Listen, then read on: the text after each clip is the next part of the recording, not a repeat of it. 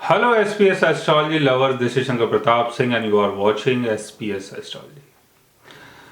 दोस्तों, आज मैं आपको बताने वाला हूं एक ऐसे योग के बारे में। जब ये योग आपके बर्थ चार्ट में बनता है तो आप ऐसे पर्सन से शादी करते हैं जो आपसे उम्र में बहुत बड़ा होता है। और कई लोगों का तो ये विचार है, ये मानना है कि लाइफ पार्टनर जो है वो एज में बड़ा होना चाहिए ताकि उसकी जो अंडरस्टैंडिंग है, उसकी सोचने की जो क्षमता है वो हमसे ज़्यादा अच्छी हो और हमारी केयर भी कर सके। तो कुछ लोग ऐसा मानते हैं और कुछ लोग ऐसा मानते हैं कि लाइफ पार्टनर जो है वो हमारी हम उम्र का होना चाहिए ताकि जीवन के जितने भी रस और रंग हैं उनको प्रॉपर तरीके से एंजॉय किया जाए। तो आज मैं आपको बताने वाला हूं कि ऐसा कौन सा योग आपके बर्थ चार्ट में बनता है जिसमें आपका लाइफ पार्टनर आपसे बहुत बड़ा होता है एज में। और इसको समझने के लिए आपको लगन चार्ट, मून चार्ट, चलित चार्ट और D9 को भी देखना बहुत जरूरी है। जैसे मैं बताता हूं कि जो D9 चार्ट है वो आपकी मैरिज का आधार है। आपकी मैरिज कहां पर टिकी हुई है और उसका आधार क्या है वो D9 चार्ट से देखा जाता है। D9 चार्ट का फर्स्ट हाउस और उसका लॉर्ड अगर वीक पोजीशन में हो, जैसे D9 चार्ट का जो फर्स्ट हाउस है अगर वो मैलेफिक प्लेनेट से अगर घिर जाता है, यानी पाप कर्तरी योग अगर D9 चार्ट के फर्स्ट हाउस में बनता है तब आपके साथ ये चीजें हो सकती हैं। और उसका फर्स्ट हाउस का लॉर्ड अगर वो भी वीक पोजीशन में होता है, राहु शनि केतु के साथ होता है, 6th house, 8th house, 12th house में होता है और आपके D1 चार्ट में अगर उसकी पोजीशन बहुत वीक होती है तब आपको ऐसा लाइफ पार्टनर मिलता है कि जो आपसे उम्र में बहुत बड़ा हो। और D9 चार्ट के 7th हाउस को भी देखना चाहिए क्योंकि 7th हाउस से ये पता चलता है कि जो आपका लाइफ पार्टनर है उसके अंदर कौन से गुण होंगे, उसका विचार कैसा होगा, उसकी उम्मीदें कैसी होंगी, उसकी सोच कैसी होगी, तो उसको देखना भी बहुत जरूरी है। और 7th हाउस का लॉर्ड भी अगर वीक हो जाता है और वो मैलेफिक प्लेनेट से अगर घिर जाता है या 7th हाउस में कोई मैलेफिक प्लेनेट ऑलरेडी प्लेस्ड होता है या किसी मैलेफिक प्लेनेट की अगर दृष्टि 7th हाउस में पड़ जाती है D9 चार्ट के, तब भी जो आपका लाइफ पार्टनर है वो आपसे एज में बहुत बड़ा हो सकता है। तो चलते हैं लगन चार्ट, मून चार्ट, चल चार्ट की तरफ और इसमें समझने की कोशिश करते हैं।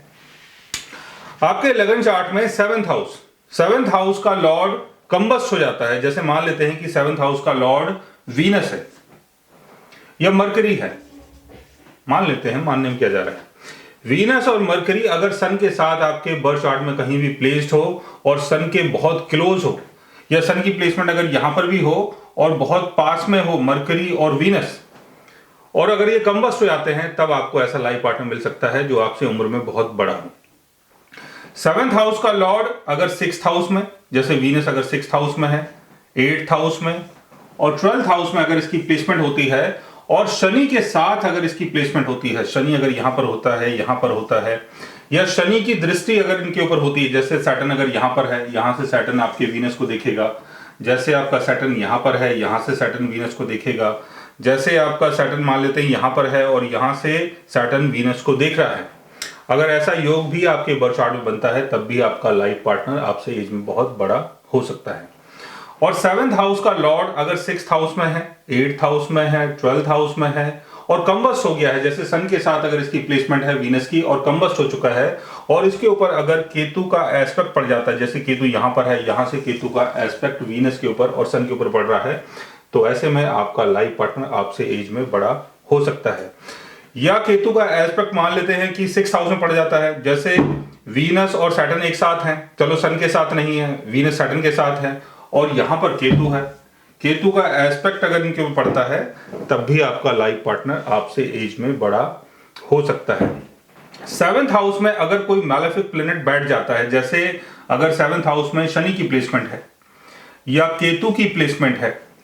या राहु की प्लेसमेंट है, लेकिन राहु के लिए आपको एक दो चीजों को और भी देखना है कि 7th हाउस का लॉर्ड अगर कंबस्ट हो गया है और वो राहु के साथ है तब आपके साथ ये चीजें हो सकती हैं। लेकिन 7th हाउस का लॉर्ड अगर कंबस्ट नहीं है और राहु के साथ है तब हो सकता है कि ऐसे चांस ना पड़े कि आपको कोई ओल्डर पार्टनर मिले। लेकिन अगर राहु के साथ उसकी प्लेसमेंट है तो आपको यह देखना है कि कहीं वो शनि के साथ भी तो नहीं है या शनि का एस्पेक्ट उसके ऊपर तो नहीं पड़ रहा है। अगर शनि का एस्पेक्ट पड़ रहा है और उसकी प्लेसमेंट अगर राहु के साथ है, अगर वो कंबस्ट भी हो गया है, तब भी आपको ओल्डर लाइफ पार्टनर मिल सकता है। और जैसे मैंने आपको बताया था कि D9 चार्ट में फर्स्ट हाउस और 7th हाउस का लॉर्ड अगर आपके D1 चार्ट में वीक पोजीशन में होता है, जैसे D9 चार्ट में फर्स्ट हाउस का लॉर्ड मरकरी है और मरकरी यहां पर शनि के साथ बैठा हुआ है या केतु के साथ बैठा हुआ है या मरकरी यहां पर कंबस्ट हो गया है, तब भी आपको ऐसा लाइफ पार्टनर मिल सकता है। और 7th हाउस का लॉर्ड अगर मैलेफिक प्लैनेट से अगर घिर जाता है, जैसे 7th हाउस का लॉर्ड मान लेते हैं कि आपका फर्स्ट हाउस में है, वीनस फर्स्ट हाउस में है और दोनों तरफ, एक तरफ केतु है एक तरफ शनि है, तब भी आपके साथ ऐसा योग बनता है कि जो आपका लाइफ पार्टनर है वो आपसे एज में बड़ा हो सकता है। और 7th हाउस में मान लेते हैं कि कोई